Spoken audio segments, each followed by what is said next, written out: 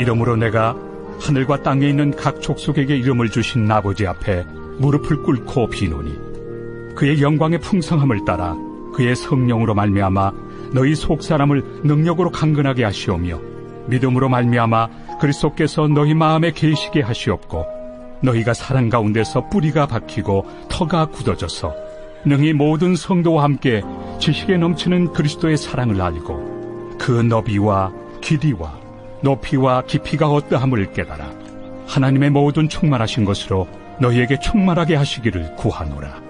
우리 가운데서 역사하시는 능력대로 우리가 구하거나 생각하는 모든 것에 더 넘치도록 능히 하실 이에게 교회 안에서와 그리스도 예수 안에서 영광이 대대로 영원 무궁하기를 원하노라.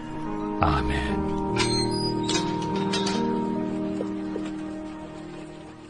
여러분은 사람 때문에 제일 힘들었던 적이 언제셨습니까? 그리고 어떤 사연이 있으실까요?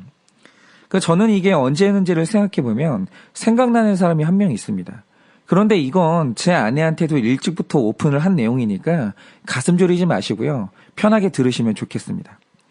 제가 제 아내와 결혼하기 전에 딱 한 번 진지하게 결혼까지 생각했던 사람이 있었습니다. 이 친구가 상담 심리학을 했던 친구였는데 저는 잘 몰랐지만 상담 심리학을 전공하기 위해서는 본인이 먼저 자기 심리를 상담받는 시간이 필수더라고요. 그래서 저는 제가 생각한 건 뭐냐면 흔히 우리가 생각하길 신학을 전공했으면 당연히 믿음 좋을 것 같고 공학을 공부했으면 당연히 기계를 잘 다룰 것 같잖아요. 저 마찬가지로 저도 이분이 상담 심리학을 전공한 친구니까 당연히 정신적으로 건강한 줄 알았어요. 겉보기에 그랬고 심지어는 신앙도 좋았습니다. 그런데 거기에 더해서 이 친구 부모님을 만나 뵈니까 부모님 신앙은 더 좋더라고요. 그리고 이 친구의 부모님이요. 내 딸이 목회할 사람을 만나는 것에 대해서 대찬성이었어요. 그러니까 여러 가지 조건이 맞는 것 같아서 제가 그때부터 굉장히 급하게 이제 결혼을 추진했거든요. 그런데 제 아버지가 좀 그런 촉이 있으신데요. 분명히 아버지도 이 친구를 마음에 들어 하셨고 결혼 자체는 반대를 안 하셨는데 제가 원하는 속도에 결혼하는 걸 딱 반대하시는 거예요. 그런데 이상한 건요. 제가 우리 아내와 결혼을 추진할 때는 또 그러질 않으셨어요. 부모님이 더 급하셨습니다. 어차피 결혼할 거면 시간을 끄는 게 무의미하다 이러시면서 어머니와 아버지가 힘을 합쳐서 속전속결로 상견례하고 결혼식까지 싸게 치웠어요. 그런데 이때는 네 마음대로 그렇게 결혼하는 게 아니다. 그러면서 자꾸 미루시는 거예요. 그래서 제가 불가피하게 연애하는 시간을 좀 더 가지게 됐습니다. 그런데 제가 그때 깨달은 사실이 뭐냐면 어떤 사람과도 결혼을 하려면 최소한 4계절은 겪어봐야 된다는 거예요. 왜냐? 정말 처음에 연애할 때는요. 모든 게 완벽해 보였고 모든 게 좋았어요. 그런데 이 시간이라는 게 무서운 게 뭐냐면요. 사람이 자기 속에 있는 본성을 무한정 숨길 수가 없다라는 거예요. 시간이라는 게 지나면 다양한 환경을 겪으면서 어느 날 사람 안에 숨겨졌던 어둠은 하나둘씩 나오게 되어 있습니다. 그런데 이 연애를 하면서 좀 더 길게 연애를 하면서 드러난 이 친구의 어둠이 뭐였었냐라고 하면 그냥 하루는 그때도 평소처럼 잘 지내고 있었어요. 싸운 것도 아니고 무슨 사건이 있었던 것도 아니었습니다. 정말 아무 일이 없었어요. 그런데 갑자기 어느 날 하루도 아니고 이틀도 아니고 일주일도 아니고 무려 보름 동안 연락이 뚝 끊어졌어요. 그러니까 그 전날까지 정말 좋게 통화를 하고 끊었는데 다음 날부터 전화기가 꺼져 있는 거예요. 그래서 제가 너무 놀라서 부모님께 무슨 일이 있냐고 여쭤보는데 부모님도 전혀 모르시는 거예요. 그런데 그때 제가 좀 쎄했던 게 뭐냐면 저는 이게 처음 겪는 일이니까 너무 놀라는데 그때 그 친구의 부모님들은 이 일이 일어났는데 놀라거나 당황하지 않는 거예요. 그러니까 이 말 뜻이 뭐냐면 이미 내 딸에게서 부모님은 이런 일을 몇 번 겪어보신 거예요. 그런데 갑자기 하루아침에 이 교제하던 사람의 소식이 끊겨버리니까 정말 별별 상상이 다 되는 겁니다. 납치를 당했나? 어디서 교통사고가 나서 의식을 잃고 쓰러져 있나? 혹은 갑자기 죽은 거 아닌가? 온갖 상상할 수 있는 부정적인 생각이 다 들면서 여러분 보름 동안요. 자지도 못하고 먹지도 못하면서 녹초가 됐어요. 그런데 그러다가 딱 15일 만에 연락이 온 거예요. 그런데 제가 진짜 이상했던 게 뭐냐면 보통 사람이 보름 동안 실종됐다가 교제하는 사람에게 연락을 했으면 제일 먼저는 미안하다거나 뭐 때문에 연락이 안 됐었는지 납득할 만한 설명을 하는 게 정상 아닙니까? 그런데 전화를 받고 제가 약간 소름 끼쳤던 게 뭐냐면 사라졌던 15일에 대한 말이 전혀 없는 거예요. 그리고 마치 어제 통화하고 바로 다음날 통화하는 사람처럼 너무 밝게 일상적인 말을 그냥 하는 거예요. 심지어 연락이 끊어졌던 그 15일 동안 본인 이야기는 말할 것도 없고요. 제가 어떻게 지냈는지조차도 묻지를 않는 거예요. 그런데 앞으로도 제가 그런 경험을 할 수 있을지는 모르겠지만 그 친구의 태도를 보면 마치 기억상실증에 걸린 사람처럼 15일에 대한 기억이 없는 것처럼 행동하는 거예요. 그런데 여러분 그 느낌이요. 너무 묘한 거예요. 뭐지 이게? 그런데 처음에는요. 15일간 없어졌었다는 것만 빼면 모든 게 정상이었어요. 여전히 교회도 열심히 다니고 만나면 그렇게 밝을 수가 없고 지적인 대화도 잘 되고 이러니까 제가 시간이 가면서 그냥 말하기 싫은 일이 있었나 보다. 이런 일은 살면서 다시는 일어나지 않겠지? 라고 하면서 더 이상 묻지 않고 덮어버렸거든요. 그런데 놀라운 건 연애를 더 하다 보니까 이렇게 말도 없이 사라지는 행동이 습관이더라는 거예요. 그리고 사라지고 나타날 때마다 또 똑같이 행동해요. 그러니까 나중에 어떤 생각이 들었냐면 과연 결혼을 하면 이 습관이 없어질까? 만약 결혼을 했는데 갑자기 일주일, 보름 이런 식으로 사라진다고 하면 그때 나는 어떻게 해야 되나? 계속 살 수 있을까? 그러니까 이런 생각이 드니까 도저히 결혼할 엄두가 안 나는 거예요. 그래서 결국 헤어졌습니다. 그런데 지금 생각을 해봐도요. 사람 때문에 그때만큼 힘들었던 적이 없었고 그때만큼 해석이 안 됐던 적이 없거든요. 그런데 지금까지도요. 그때 했던 행동과 말들을 이제 가만히 생각을 해보면 도대체 이게 뭘 의미하는지 그리고 원인이 뭔지 아직도 해석이 안 됩니다. 여러분 이렇게 나와 다른 타인은요. 그 본질이 이방인이에요. 그래서 관계라는 건요. 무조건 그 속에서 상처받을 수밖에 없고 이해가 안 되는 일들이 일어날 수밖에 없고 갈등이 일어날 수밖에 없는 겁니다. 그래서 오늘 말씀을 보면 이방인과의 연합을 강조하는 이 에베소서에서 바울이 무릎까지 꿇어가면서 성도들을 위해 중보기도를 해주는데 그 내용이 뭡니까? 16절을 보면 성령으로 말미암아 이방인을 품어야 되는 성도들의 속사람의 능력을 강건하게 하시오며 17절을 보면 사랑 가운데서 뿌리가 박히고 터가 굳어지기를 간절히 기도하고 있는 거예요. 여러분 그런데 바울이 무릎까지 꿇고 여러분 이런 속사람을 위해서 기도하는 이유가 뭐겠습니까? 이방인을 사랑하다 보면 반드시 지치는 날이 와요. 마음이 지쳐요. 그러니까 인간이 인간을 사랑하고 품을 때는 반드시 속이 상하는 날이 와요. 그래서 속사람의 강건을 놓고 기도해야 되는 거예요. 그리고 내 사랑의 확신이 뿌리째 흔들리는 날은 반드시 옵니다. 그래서 그 뿌리가 더 깊어지고 강해지도록 간절히 기도하는 거예요.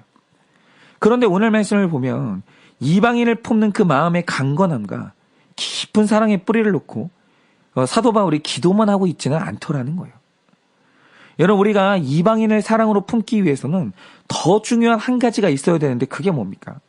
이게 오늘 본문에서 가장 중요한 단어 같은데요.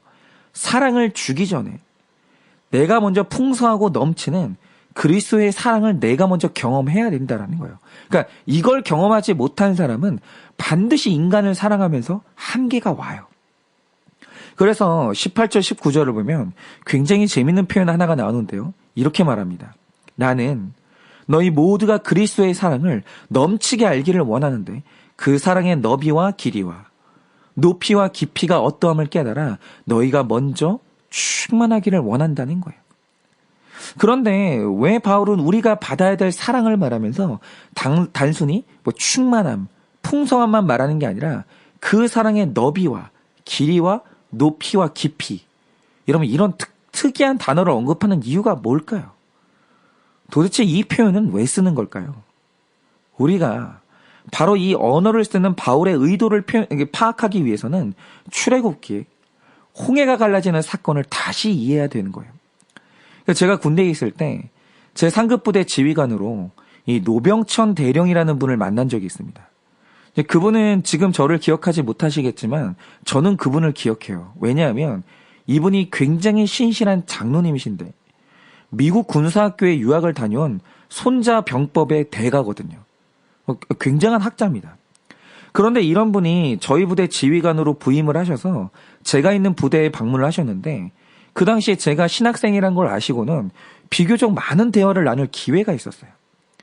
그리고는 대화 끝에 이분이 저에게 자신이 쓴 책을 선물을 해주셨는데 이 책이 어떤 책이냐면 제가 지금도 너무 소중하게 간직하고 있는데 이분이 어느 날 군사 전문가의 눈으로 성경 속의 전쟁을 다시 분석한 거예요. 그래서 거기를 보면 여리고성 전쟁을 분석한다든지 그러니까 여리고성이 어떻게 무너졌는가 뭐 이런 것들을 분석한다든지 이 기드온이 미디안과 벌였던 전쟁을 분석한 내용들이 있는데 제가 이 책에서 가장 흥미로운 게 뭐였냐면 이분이 이 성경 문자만 보고 이 책을 쓴 게 아니라 이분이 성경을 보다가 이스라엘에 직접 가신 거예요. 그 유적지. 그리고 그 땅의 지형을 눈으로 보고 성경의 내용과 대조를 해가면서 그 책을 쓰신 거예요. 그러니까 이 책이요. 보통 책은 아닌 거예요. 그런데 제가 그 책의 내용 중에서도 가장 흥미로웠던 내용이 뭔지 아십니까?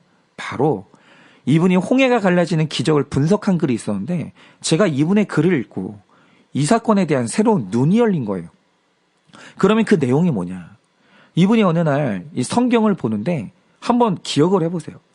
기록에 따르면 홍해가 갈라진 시간이 밤부터 다음날 아침까지 약 10시간 정도 갈라졌었어요. 그런데 그 시간 동안 바다 가운데를 지나간 백성의 숫자가 250만 명이었다는 거죠. 그래서 이런 지식을 가지고 모세와 관련된 영화들을 보는데 모든 영화들이 홍해가 갈라지는 연출을 잘 하더라는 거예요.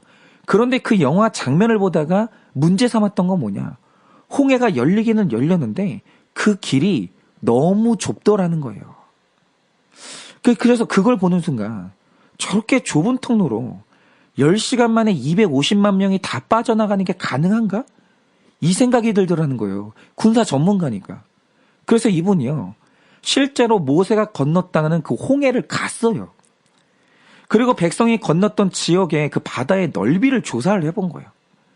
그리고 나서 저에게 설명을 해주시는데 여러분 잘 들어보세요. 군대를 가면요. 군인들이 걸어서 작전 지역을 이동하는 행군이라는 걸 합니다. 그런데 이분이 한 번은 500명의 병사를 데리고 행군을 한 적이 있었어요. 그런데 이 500명을 1km 정도 되게 세워놓고 어느 지점을 통과하게 하는 겁니다. 그러면 이 1km의 500명이 행군의 가장 앞선 사람이 그 지점을 통과한 다음에 마지막 끝사람까지 통과할 때 그러면 얼마의 시간이 걸리는지 아십니까? 이게 30분이 걸려요. 그러니까 이런 시간 계산을 토대로 해서 홍해의 거리를 250만 명이 10시간 안에 통과한다고 할 때 과연 홍해가 얼만큼 갈라져야 되는지를 계산하신 거예요. 그런데 계산을 해보니까 놀라운 결론이 나왔는데 최소한 이 홍해는요. 5km는 벌어져야 250만 명이 10시간 동안에 홍해를 통과하고 뒤쫓아오는 병사들까지 수장시킬 수 있겠더라는 거예요. 그런데 이 5km는 자신이 계산했을 때 최소한의 거리고 사실 본인이 생각할 때 7km는 벌어져야 양떼부터 가축부터 어린아이까지 백성이 여유 있게 빠져나올 수 있겠더라는 거예요. 그런데 여러분, 이 7km가 얼마나 대단한 넓이에요. 그런데 우리 머리로는 이게 상상이 안 되니까 기껏 홍해가 갈라지는 장면을 영화로 만들면 그냥 인간 수준 그대로 홍해를요, 몇백 미터만 갈라놓는 거예요.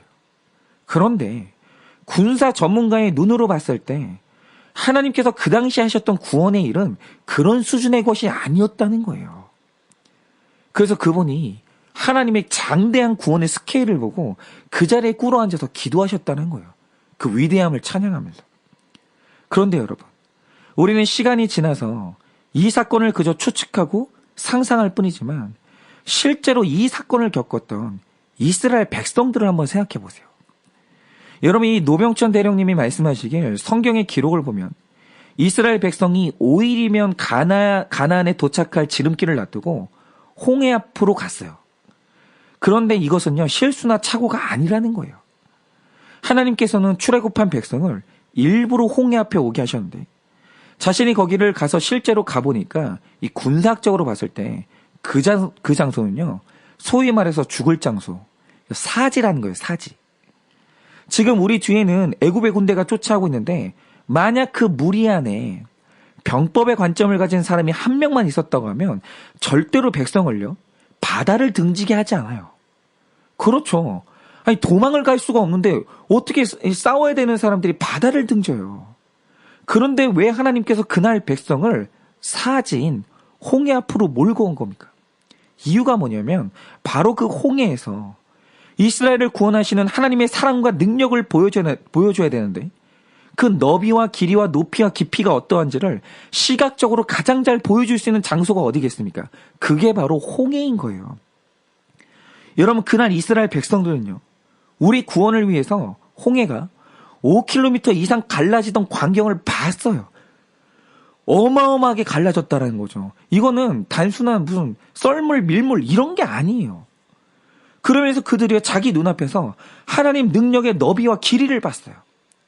그리고 그 깊은 바다의 가장 밑바닥을 걸으면서 그 사랑의 높이와 깊이를 직접 체험을 한 거예요. 그런데 더 감격스러운 사실은 뭐냐? 우리는 애굽 사람도 무시하는 노예일 뿐인데 왜 하나님이 이런 우리를 위해서 바다를 이렇게까지 넓게 가르시고 바다를 이렇게 바닥이 드러나기까지 이렇게 깊게 파내시는가? 그러니까 노예라는 내 신분을 알고 이런 나를 위해서 바다를 가르시는 하나님의 거대한 사랑을 너비와 길이와 높이와 깊이를 완벽하게 체험하고 나니까 이제 또다시 노예로는 살 수가 없는 거예요. 여러분, 그 넓고 깊은 바다를 빠져나온 이스라엘 백성들은요, 그 바다를 만나기 전의 삶과는 전혀 다른 삶을 살았어요. 여러분, 바로 이겁니다. 사도 바울이 말하길 죄가 깊은 곳에 은혜가 더 넘친다고 했어요. 그런데 이 말의 뜻이 뭐겠습니까? 죄를 지으면 지을수록 더 큰 은혜를 받는다? 이런 뜻이 아니에요. 원래 우리는 100% 죄인이기 때문에 그 사람이 내 죄를 어디까지 깨닫는가에 따라서 깨닫게 되는 은혜의 깊이가 달라지는데 사도 바울을 보면요, 자신을 죄인 중에 괴수라고 했어요. 그러니까 이게 사도 바울이 깨달았던 자기 죄의 깊이예요. 내가 괴수라는 거죠. 그런데 이 괴수라는 말 속에 담긴 뜻이 뭐냐면 그가 실제로 살인을 해봤다는 거예요. 그러니까 그 당대의 사람이 지을 수 있는 죄 중에 가장 끔찍한 죄를 지은 사람이 나다. 이게 바로 괴수라는 말의 뜻이에요. 그런데 여러분, 그가 죽였던 사람이 누굽니까? 그건 죄인이 아니라 하나님의 지체인 그리스도인을 자기 손으로 살인했던 사람이에요. 그래서 그가 처음 다메섹 도상에서 예수님을 만나서 네가 왜 나를 핍박하냐는 그 음성을 들었을 때 바울은 그날 자신이 죽을 줄 알았어요. 그러니까 나를 향한 하나님의 인내심의 너비와 길이와 높이와 깊이는 내 죄보다 더 깊지 않을 거라고 본 거예요. 내 죄보다 더 넓지 않을 거라고 본 거예요. 이렇게 깊은 죄를 지은 내가 그리스도의 은혜와 사랑 안에 던져졌는데 내가 살 수 있다? 그런 건 상상하지도 않았습니다. 그런데 막상 던져져 보니 내가 지은 죄의 너비와 길이보다 하나님 은혜의 너비가 훨씬 더 넓은데 끝도 없을 정도로 넓은 거예요. 마치 바다 한가운데 빠진 그 인간처럼. 그리고 내가 지은 죄의 깊이가 너무 깊어서 나는 용서받을 수 없다라고 생각했는데 하나님의 용서 안에 던져지고 나니까 하나님이 가진 용서의 깊이는 여전히 내 발로는 바닥을 밟을 수가 없는 거예요. 나는 하나님의 사랑과 용서라는 그 우주에 떠있는 한낱 인간일 뿐인 거예요. 그가 하나님의 사랑과 은혜 안에 들어가 보니까 내 죄가 아무리 크고 깊어도 하나님의 사랑이 그 죄를 능히 품어내시더라는 거예요. 그러니까 내가 내 죄의 너비와 길이와 높이와 깊이를 깨닫는 것만큼 하나님이 가진 사랑의 풍성함과 충만함을 더 깊이 깨닫게 되는 거예요. 여러분, 그 어떤 것도 나의 어떤 죄도 하나님의 인내심을 바닥나게 할 수 없어요. 여러분, 나의 어떤 실수도요, 하나님의 사랑을 고갈되게 만들 수는 없는 거예요. 왜냐하면 그의 사랑이 바다 한가운데 떠있는 인간처럼 너무 풍성하거든요. 그런데 죄인인 내가 그 풍성한 하나님의 사랑을 깨달으면 그때서야 나보다 못한 죄를 지은 이방인을 품는 그 능력이 생기더라는 거예요. 그래서 세상에서 가장 편안하고 성령 충만한 사람이 누군지 아십니까? 100% 죄인인 사람이에요. 내가 100% 죄인인 걸, 내가 죄인 중에 괴수라는 걸 아는 사람이 예수를 만났다. 바로 그 사람이 예수님 사랑의 깊이를 가장 깊게 이해하는 사람이에요. 여러분, 가늠하다가 현장에서 잡힌 여인이 어느 날 예수님을 만났어요. 그래서 그녀가 뭘 경험했습니까? 하나님의 인내심의 한계를 경험했습니까? 하나님의 사랑의 바닥을 봤습니까? 아니요. 그녀는 그날 하나님의 사랑의 너비와 길이와 높이와 깊이를 무한대로 체험한 거예요. 내가 지은 죄가 하나님의 사랑을 바닥나게 할 수 없어요. 내가 지은 죄가 하나님의 인내심을 고갈시킬 수 없더라는 거예요. 그게 불가능해요.